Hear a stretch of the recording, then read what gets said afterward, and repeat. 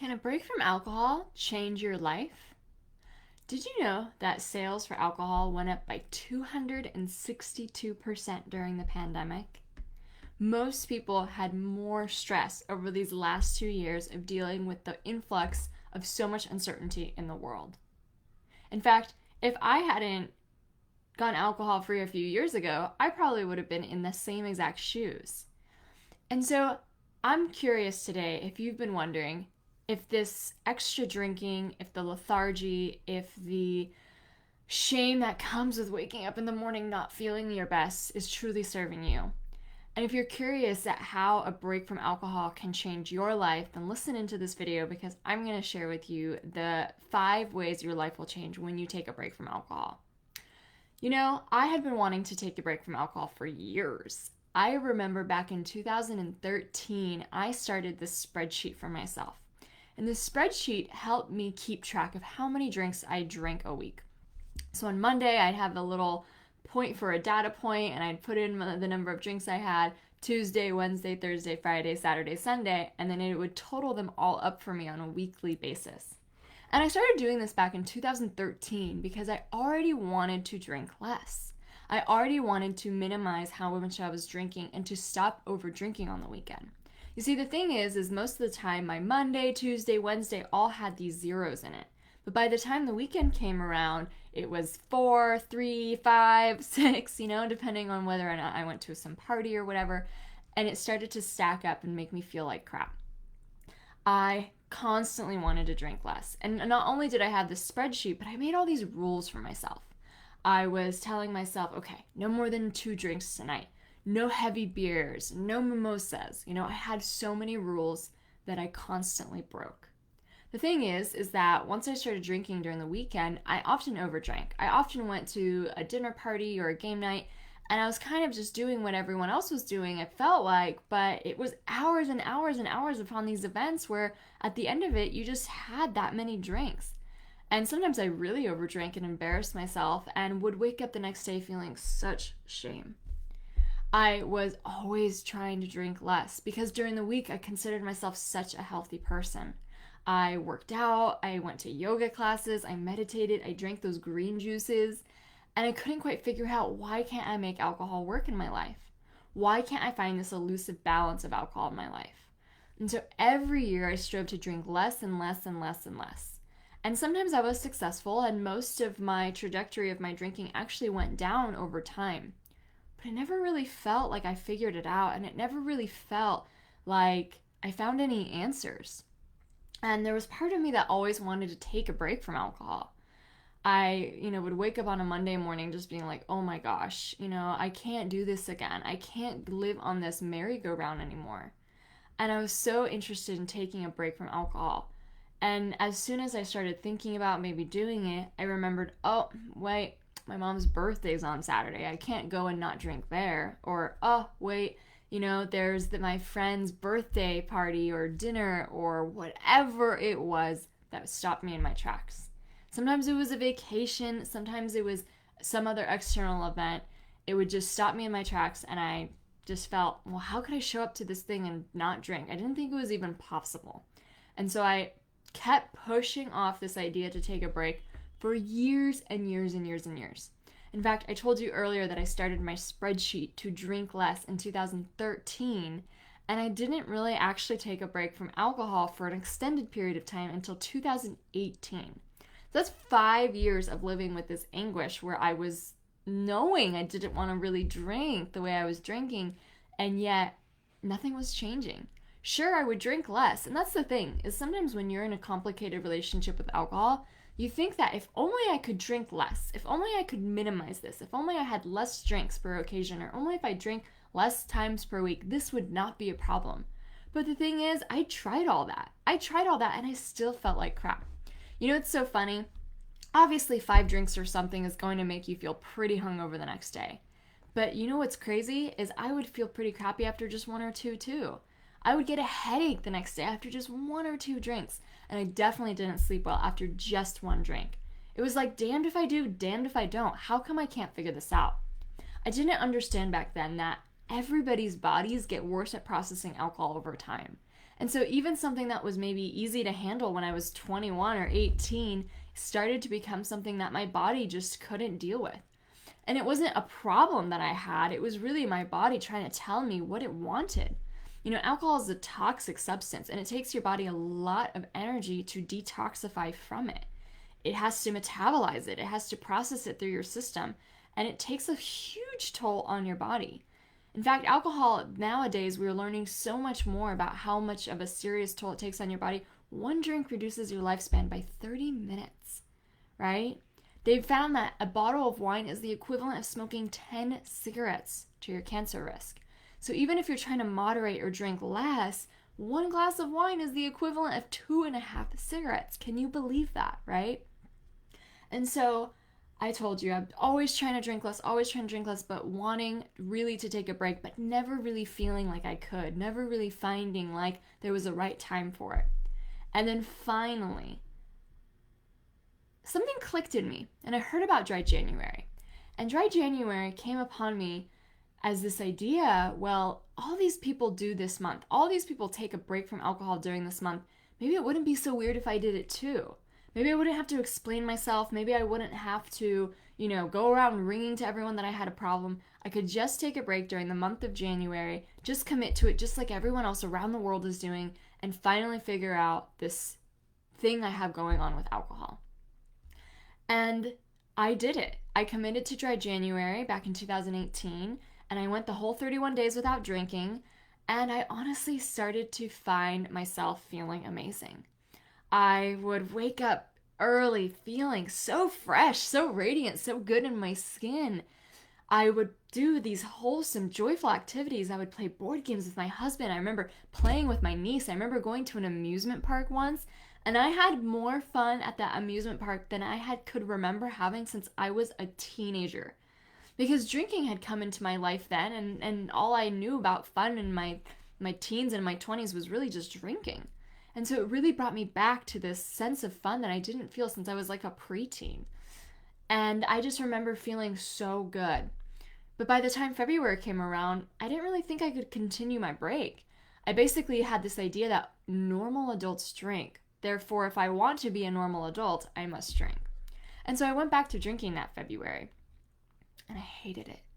I drank 9 times that February, and most of the times I didn't overdrink. I just drank 2 glasses here, 2 glasses there. It sucked. My sleep was horrible. I felt really cranky after having a drink. I remember feeling such awe and gratitude and appreciation at the world when I wasn't drinking. And all of a sudden, I'd have one drink and turn into this frustrated person. I couldn't understand it. I couldn't do my evening routine anymore. I had grown so fond of journaling and reading before bed during my dry month, and I hated how drinking stole that away from me. And it just felt like this isn't what I want to be doing. I've been doing this for years. I know exactly what drinking feels like. Maybe there's something to this break. Maybe there's something to taking a break and to developing myself in order to really push the limit of my capabilities and see what I'm capable of without this toxin in my skin. And so I decided to take another break that late February, after drinking a few times. And my world exploded in the best possible way. It exploded in the best possible way, and life has gotten so good since then that I've seriously never ever looked back. I have been alcohol-free ever since then because my world has exploded. And I tell you this story because something really special is coming up right now. It's not January, it's not the new year, it's September 15th today. And what's coming up is Sober October. Sober October is also a huge month that people take off of alcohol. And it's actually really popular. A lot of celebrities, Seth Rogen's talking about it, all these different people are doing it. In fact, they estimate that 1 out of 5 Americans does Dry January, and the numbers are starting to add up for Sober October too. So if you've been dealing with a complicated relationship with alcohol, if you've been unhappy with how alcohol's been making you feel, if you feel like you've been drinking more during the pandemic, if you just feel tired of the way alcohol is showing up in your life, I encourage you to do Sober October. And I'd love to invite you to a kickoff event that I'm hosting on the October 1st called the Sober Soiree. The Sober Soiree is going to be a party we're going to have to teach you all the tools, tactics, and mindset reframes you need to know to have the best month ever. So I'm going to give you my best tips about how to have the most effective month off, and also how to really have mindset reframes so that you're not stuck in deprivation. You don't get stuck in the FOMO or fear of missing out. You don't feel like your social life is taking a nosedive and you just hole up for a whole month in your house and never leave the house, right? I'm going to teach you how to take a break the right way. Sober October is such a beautiful time to truly commit to yourself. And if you've been trying to drink less, if you've been trying to not drink, if you're constantly going to day one, but you find yourself breaking after a few days, it's not your fault. It's really hard to change an alcohol habit. And just saying that you're on day one and you're not going to drink for a few days, that can be really hard because on Monday you're resolved, but then by Friday you're like, screw that, right? It's Friday night. It's so hard to change this habit. And so that's why I always recommend my clients start with a break from alcohol, because it's quite not the same energy. You're not telling yourself you're quitting forever. You're not telling yourself you'll never drink again. You're not telling yourself like, oh, we'll just try and see how this goes, and then let excuses get in your way. You're committed, no matter what, to these 31 days off alcohol. You can drink all you want when it's done. You can go out and do this and that and get the wine and whatever it is after the experiment. But for 31 days, you're just not going to drink. And you commit to it with this resolve so that you don't allow that sneaky voice on a Friday night to talk you into it. You say, we're not doing that. This is what we're doing. And what I'm going to do in this masterclass, the Sober Soiree, is I'll teach you how to talk back to that voice so that you don't fall down, you don't slip, you don't immediately after you start feel like you started again. Because that can be the most trying, most painful thing, is always starting and stopping, starting and stopping, starting and stopping. It's like reliving the worst parts of sobriety over and over and over again and never getting to the good part. Because the first week can be a little tough. But let me tell you what will happen to you when you take a break from alcohol. These are 5 life-changing things that will happen for you when you take a break from alcohol. Now, my life has changed so much, I could write a whole book about it. And in fact, I have. And my book is coming out very soon, and I will be announcing that too. My life has changed so much that it's hard to even bring it down to 5 things that happened when I took a break from alcohol. Like, what are the most 5 important things? Because my life has changed in 1,000 different ways. In 1,000 amazing, amazing good ways. But if I had to sum it out, let me share with you these 5 things so that you can get really excited about what a solid break from alcohol can do for you. Not 3 days off here, not trying to drink less, really, really committing to 31 days without alcohol. So the first thing is your health drastically improves. First of all, you'll feel it. You'll feel your body healing after years and years and years of abuse, really. I mean, alcohol is such a toxic carcinogen. Did you know the alcohol we drink is the same alcohol that's in the pump at the gas station?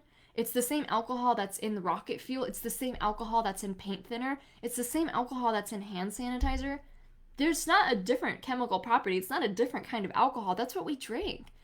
And it reduces our lifespan by 30 minutes every drink. It's really toxic to our system. It's so carcinogenic. It causes over 20 different kinds of cancer and heart disease.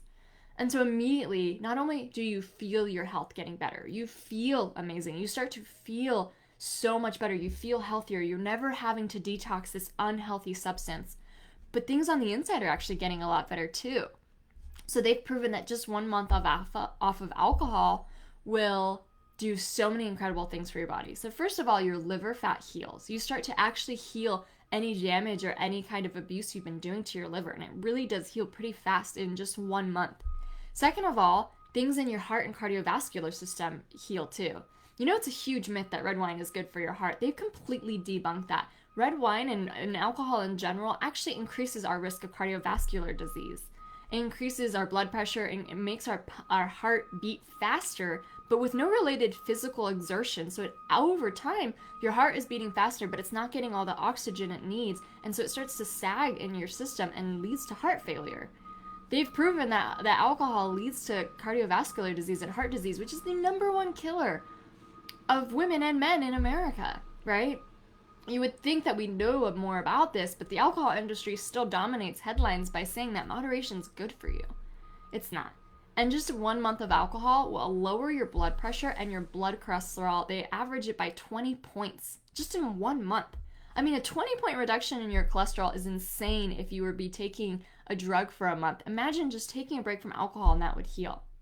Next, what happens in your brain is really cool, is your brain gray matter starts to grow. It actually starts growing just 2 weeks off of alcohol. So you start growing more gray matter in your brain, and your neurons start regenerating too. Alcohol is a depressant, which actually slows down the brain cells in your body and actually kills them over time. Kills them. Not huge, heavy alcohol abuse, just normal drinking kills your brain cells. And so just a month off will regrow your brain and regrow the neurons that you need to be firing in these new pathways that are differing your habits now, that are changing your habits. In addition to like all the brain improvements and the heart improvements, cancer markers in the body go down. So just 1 month off has proven that cancer markers in your body start to go down.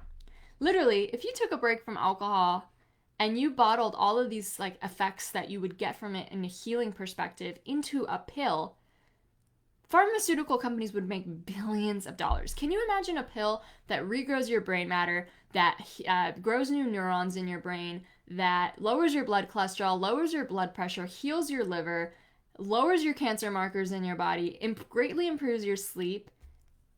And can you imagine all of that in one pill? That's what taking a break from alcohol will do for you. Now, that's the number one exciting thing that I'd love to share with people. But number two is equally exciting, is stuff you become so much happier.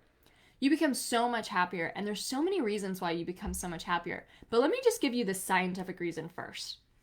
So alcohol is a really interesting chemical that we put into our body because, first of all, it is a depressant and it slows everything down in our body. But our body is not just like, okay, like let's everything slow down. It actually has a counteracting system to that. So when you drink alcohol, your body counteracts it by releasing stress hormones in your body. It releases cortisol, which we all know increases all our stress. It increases adrenaline, which makes us feel on edge. And it increases dynorphin, which is actually a neurochemical that makes us feel very low and depressed. And any kind of drinking will release these hormones into your body. At the same time, drinking also lowers our levels of serotonin, GABA, and lowers our receptivity to dopamine. Which essentially, what that means in layman's terms is that a drinker feels pretty low most of the time, and then when they drink, they get a quick spike of dopamine, and they go back to being low. And that's their life. Like a Monday's low, a Tuesday's low, maybe they drink on Wednesday, right? That's their life. Any drinker I'm talking about, because this isn't just the effect of heavy drinking, this is just the effect of like any kind of drinking on the body, right? What ends up happening when you take a break from alcohol is your neurochemicals rebalance. Now, if you've been drinking regularly since you're a teenager, you probably don't even know what your natural state feels like. I didn't. I had no idea what my natural moods felt like because alcohol was always messing with my neurochemicals. And so what happens is your neurochemicals rebalance. And so all of a sudden, your normal state starts to become much more elevated. You start to become a lot happier. Your mood improves a lot. And so you're not looking for these highs from alcohol anymore. Everyday life starts to give it to you. I remember being so freaking happy. I felt like I was falling in love. I remember dancing with my dog and belting out songs and just staring at clouds, feeling immense gratitude for my life. And so instead of having this low malaise apathy all the time and then a little spike from drinking, imagine if your neurochemicals rebalanced so much that this is what your state was all the time. And then you had these beautiful moments of joy and euphoria sprinkled throughout. Now, you don't just get happier because your neurochemicals rebalance. You get happier because you're doing a third thing. Your confidence and self-esteem start surging. Because, when it comes to drinking, a lot of people feel like it's their Achilles heel. It's hard to control for everybody. It's one of those things that not only is it, there's a scientific reason why we want another drink after the first one, but it also, drinking enables our ability to make decisions properly. It actually slows down our brain. How are we supposed to make good decisions when this chemical is slowing down our brain? And so, most people feel like drinking is an Achilles heel. It's hard to stop after one drink. Just look around. Everybody has a problem stopping after one drink. Most people drink more than one drink at a time. You'll see it everywhere you go. And so the third thing that happens, not only do you become happier because your neurochemicals are rebalancing, but you start feeling so confident and your self-esteem starts rising. Because when you start stacking on the days, 1 day, 2 day, 5 days, 7, 10 days, 11 days, you go a whole weekend without drinking, you go 2 weekends out without drinking, you start feeling like a rock star. You start feeling like, holy shit, if I could do this, I can do anything. Imagine what it feels like to get to 21 days. Imagine what it feels like to get to 28 days, 31 days. Oh my gosh, if I could do this, I can do anything. Not only are you proving yourself that you can do something that's really hard, you're actually doing something that most people won't do. So you can start to feel like a badass that is really, really reclaiming their confidence and self-esteem. You know, your self-esteem gets deteriorated anytime you break an intention to yourself. You say you won't drink tonight. You say you will only have a few. You say whatever. You say, I'm going to work out tomorrow morning, and none of that stuff happens. Your self-esteem starts spiraling down, down, down. As a drinker, I had the lowest self-esteem. And it was the break from alcohol that so changed my life because it started to really rebuild my self-esteem and grow a healthy sense of it. Not only do you find this confidence and this happiness and your health systems rebuilding themselves, but you also find the fourth thing, which is self-love. Self-love is often this word that's thrown around when we think of our body and loving our body. But I think self-love is so much bigger than that. I think self-love means taking care of future you. It means doing the things today that will make future you feel loved and cared for. Because when I went to bed after drinking too much, I almost didn't care what future me would feel like. I disregarded her. I didn't care about her wants and needs. Oh well, she'll just have to deal with the hangover, right? And so that deteriorated my sense of integrity and love for myself. And in fact, I didn't think I was capable of going after any of my goals in life. But when you look after yourself and you go to bed without drinking, you are in a sense saying, I love the future me so much. I can't wait for her to wake up feeling amazing, right? And the self-love builds because not only are you doing it by not drinking, you're also doing it by taking care of your needs in a new way. You know, we often go to alcohol because we want to relax. And the thing is alcohol actually scientifically doesn't relax the human body. It pumps out more stress hormones in the human body. And so when you take a break from alcohol, you're going to have to find out, well, what really relaxes me? You're going to have to figure that out. And I often give clients and the students I work with tons of ideas when we work with them to figure out what it is. But trust me, there's something that works a lot better for you than alcohol. It's not about depriving yourself. It's not about not allowing yourself to unwind at the end of the day. It's finding something that works so much better. And you take care of your needs and you take care of yourself and you feel loved. And that sense of self-love starts bubbling up into the fifth thing that happens when you take a break from alcohol. New passions start racing on your heart. New passions, because not only do you have all this new mental energy, you have all this self-love, you have all this confidence, you have all this time that you've gotten back because you're not drinking on the evening, you're not feeling lethargic in the mornings. You have all this time and mental energy back. You're not constantly debating whether or not you'll drink. You've made a commitment to a break and you're not going to drink. It's going to be 31 days, you're not going to do it. So you see your brain and you have all this time coming back to you where you can essentially start thinking of what my new passions and purpose are. The thing is, we drink for so many reasons. It's a habit. It forms really quickly in your brain. Everybody drinks, so it becomes a normalized part of our society. It's literally a cultural norm.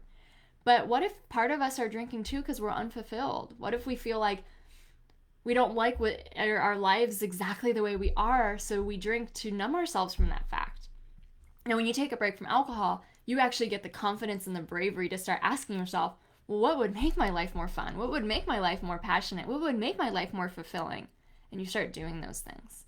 And so your dreams start coming back to you. You start to do new activities. Maybe you try a new yoga class. Maybe you try a new dancing class. I mean, today I am going to a ballet class that I haven't been to a ballet class in years. And I'm so nervous, but I'm so excited. I love being able to do new passions because it's how I grow myself. It's how I find new excitement in the world. And for me, my new passions not only turned into new things to give me fun or fulfillment, it turned into a livelihood. I quit my job. I launched a business. I launched a podcast. I wrote a book. I now travel around the world, working anywhere I want to, because I changed my relationship from alcohol because of that one break that I took. Now, life won't change completely in 31 days necessarily. And that's the cool thing, is it's the biggest start you could take. And from that start, you could go on a journey of personal growth to really create a life that you love, to really go after your dreams. I've now helped clients launch businesses themselves, become coaches themselves. I've helped them write books themselves, launch podcasts themselves. I've helped them move to a different country or go do new hobbies like windsurfing or get ready to buy a second house. It's crazy what can happen when you take a break from alcohol because your dreams come rushing back to you. You remove something that's blocking you and you open up the floodgates of your true passions and your dreams. And that's the number one thing I want to leave with you today, is that when you take a break from alcohol, you will be awakened to your biggest dreams and you will have the confidence to go after them. And trust me, that is so much more fulfilling than a glass of wine at the end of the day. So I would love for you to take everything you've learned today and join me for the Sober Soiree happening October 1st. We are going to have an incredible kickoff to Sober October, and I'm going to teach you everything you need to know to take a break the right way, to really prepare your mindset, get all the tools and tactics you need to have the best month ever, so that you're not feeling deprived, you're not feeling left out, you're not feeling like you're missing alcohol all the time. You're getting so pumped up to see what a break can do for you. Now, if you've taken a break before or you're already alcohol free, this is still a great event for you to join because alcohol can kind of function like a phantom limb. You know, like an amputee gets their arm cut off or something and they sometimes can still feel sensations there. That's what I mean by alcohol being like a phantom limb. It takes months and months and months and months to truly resolve all your desires of alcohol. And so if you're taking a break right now, if you're alcohol free, I encourage you to attend the event too, because we're going to go over how to make sure that you don't feel left out. Because, you know, the hard truth is that if you are an alcohol-free person or a non-drinker in our society, most people around you are still drinkers. That's just the facts, right? And you gotta have to learn how to navigate that and how to be really proud of that choice and happy about it instead of feeling left out. So I'll teach you all that you need to know and to not feel any FOMO, to not feel deprived, and to not feel like your social life is gonna take a nosedive. Because I want to teach you how to socialize the right way and get excited about socializing without alcohol so that you don't ever miss it. So please join me. Tickets are limited and we have some really cool gifts for you, and we're actually getting sponsored by an alcohol-free company, so there'll be discount codes coming soon for your favorite alcohol-free drink. But right now I'm going to include the link below to join the Sober Soiree, and when you join, you're also going to get my free ebook, The Ultimate Guide to Alcohol-Free Drinks, and my ebook, How to Take a Month Off Alcohol and Feel Amazing. So I can't wait to see you there. I hope this video was helpful, and if you've been curious, if you've been kind of on the sidelines wondering, you know, is it time now to really just do it? Is it time now to really just do it? I think you should join us. And just as a disclaimer, you don't have to commit to Sober October just because you're joining us for the event. It's going to be a really great event where you're going to learn more mindset tools and tricks that you can use to change your relationship with alcohol, whether you're doing Sober October or not. But I hope this video encouraged you to try it. I mean, Sober October could change your life. I promise you it will, because the effects that I've talked about aren't just personal. They're scientific, and they happen to most of my clients, right? This is the science of what happens when you change your relationship with alcohol. And that's why I include a lot of facts and statistics about it, because it's so cool. I love this stuff. I geek out on it, and I love to share it with you. So I hope that was helpful, and I'll see you at the Sober Soiree on October 1st.